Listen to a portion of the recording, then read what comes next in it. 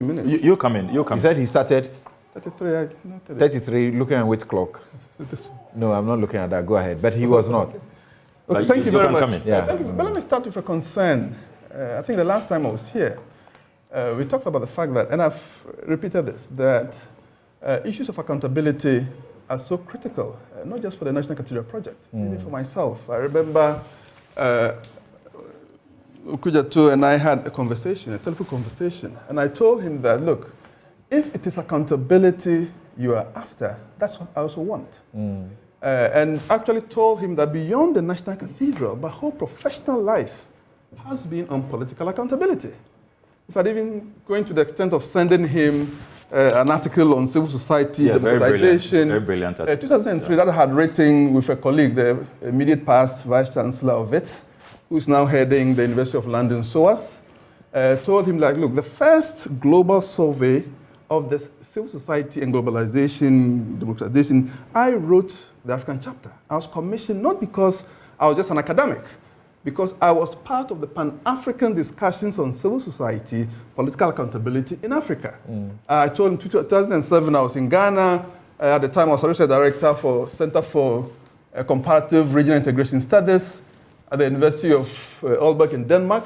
I was in Ghana to help develop the concept for the West African Center for the African Peer Review Mechanism. I was not saying this to tell him that, look, these are my credentials. All I was trying to tell him was that issues of political accountability is really something I care deeply about. Okay. I made only one request in that conversation, only one, that in his quest for accountability, I could be an ally because I want the National Cathedral to be addressed, to be really implemented with accountability. The only thing I ask is that before he rushes to accuse, he should verify information. That was the only request I made of him. I'm not saying don't go out accusing, but that's critical to accountability is verification. That some of the issues that you rush to almost frame as scandals are really not scandals if you actually ask for clarification. Okay, so let's begin. Introduction. So let me go. The first one he talks about is the whole incorporation. One, part of my role is fundraising for the National Cathedral. And we have a fundraising strategy that has been approved by the board. That also includes fundraising outside the country. When you go to a country to do fundraising, you realize that you are not allowed to come to do fundraising until you are incorporated, registered. And so the registered foundation is not an office, a branch office of the National Cathedral of Ghana. It's a special purpose vehicle for fundraising. It has everything to do with my role as the fundraiser. And knowing that in the US context, the only way you can actually go and do fundraising is to register. Two, the board had approved this consultant you're talking about, Karisamis. As a consultant. In fact, I first met him in 2018 during just about 2 months after I had taken this job. I knew of the Bible Museum because I was on the board of one of the organizations, SI International, that was working on the museum. So I wanted, as part of things, look, we should integrate something that allows us integration of the Bible Museum. So we went to the museum, February, but I remember it was 12 February 2018. Actually, the first one, I went with the ambassador, Baua. When we went there, I mean, the scope of the museum, almost over 600 million museum, what attracted me to the museum was not just technologically immersive, the fourth largest, but the most visited museum. But that's not what attracted me. What I saw was the integration of business elements. A Bible museum with one of the theaters, banquet halls, conference rooms that are being used constantly. So I remember asking him, look, yeah, the museum is nice, but tell me a bit about your business development, because that is what I think this country needs. So the National Cathedral we're doing, we want to make sure that we have this business element. And he says, look, we are happy to share these things with you. So I decided, look, send some of the trustees there. I sent Revenue Tabel there in April 2018. I mean, when he saw it, he came back and says, look, we have to change this concept to make it the National National Cathedral of Ghana and the Bible Museum of Africa. Because he says, look, this link could completely transform this project and the fortunes of this country. This was Dr. Otabel's recommendation. Right. In fact, when he came to the board meeting, the minister there. I later brought Archbishop Duncan Williams. In fact, he even wanted to, so he also went there. We went to his house. He met Carrie Summit. They were all fascinated because part of his role beyond the Bible Museum is that he is responsible for almost all the major religious theme parks, not only in the US.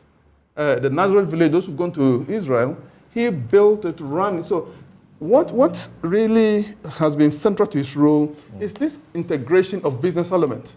So he was the one, so I came and told the board that we need a consultant like this. So he came here, he made a presentation to them. They said, look, this is the person we need. When he came, he was responsible for the integration of this 350-seater restaurant, banquet hall, and so literally he changed, the whole design was changed.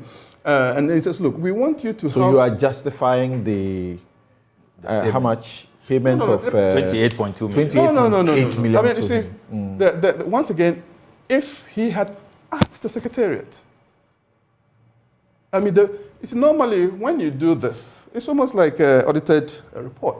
They ask you to so the question he asked is, this what you have put in the document that you are spending on him. Yeah. Right. And you give his address.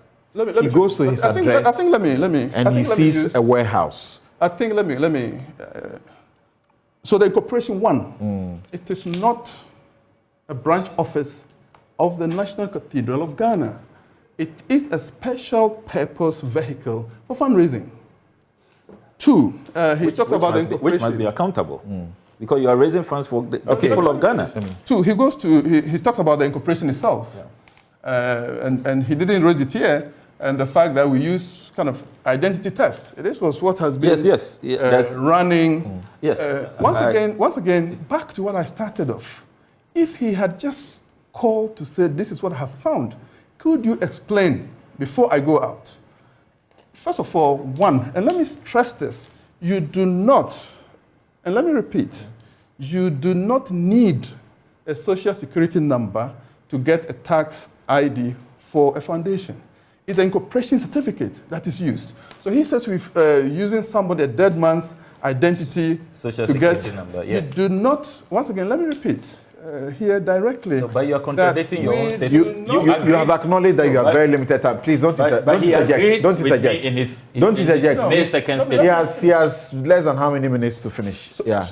So first, you do not need that. You need it for an EIN. No, you don't. Don't reply him. Speak directly. So fictitious idea. Look, we are using one of the main, in fact, the leading law firms in the U.S. on non-profit practice. You can call him, Beirute. He advised that normally, in fact, the idea was that do you set up an office? And so, look, we are here to raise money. Why do you set up an office and be paying rent? And so his office was our legal, and he says normally what we do in the US, because when you register anywhere, they require you to have an agent. And so normally what is done is that you have a holding address. And most of the letters get sent to the holding address. And then sent to the lawyer. So that is really almost an agreement between the lawyer and whoever is receiving the information. The key issue is that you do not. So that's the one. Yeah. And then the third one has to do with the Karisama so-called warehouse. First of all, I think it's really, you get almost worried about this attitude. Some of these people are rich because they are frugal. He has that warehouse, you can check again, Churchill Coffee, one of the largest coffee distribution, he has his office in there. Because most times the way these consultants work is that they have associates all over the world in the US. So you don't create an office. In fact, even when he was the president of the Bible Museum, he had his office in Washington, D.C., but he also had his consultancy offices in the same place.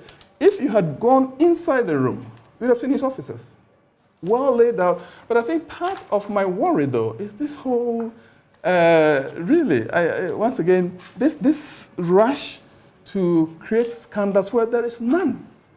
Really? I mean, this idea that we've registered and incorporated in other states, no. When you register, it's contrary to the Attorney General's Attorney General advice. never taught anything about fundraising. Okay. I mean, that's what I'm saying, that what we have done there is an administrative response. You were right. You are right about the time. Time is up. So let me finish though. That the registration in the other states, it's almost like the bar. When you register in one state to raise money, you are not allowed to go to another state to register money. You have to incorporate. So in fact, we're actually incorporating in 33 states. Okay. But that is all administrative. It has nothing to do with policy. The policy already has been established that part of your role is international fundraising. And once again... Which you said was interim, and that after the Attorney General's advice... Okay. Your own statement, your May... Too bad, our time is up. But really, what I'm trying to say is that the critical issue is that for a parliamentarian to keep rushing to almost accuse without verification. No. I mean, I think it's really... Maybe you should be putting a lot more of the information on your website. They are all there. I mean, look, for instance, he says we've not filed any returns. The return is on the IRS page. These are returns for 2021. It is public. There's nothing that is secret. This is it. I mean, this is it. You go to the IRS page, it is there. So this idea that somehow we are hiding information is not true. But all I'm saying, and I've said to him, look, we all want accountability. That is not the way accountability is exercised. There's an element of verification. Do you admit that some of the issues he raises are concerning? And it takes him to raise before you... No, but that's the point. Normally, if you saw something like this, the most logical thing is to say, look, Secretariat, this is what I have found. Send me a response. All right. And then before my sincere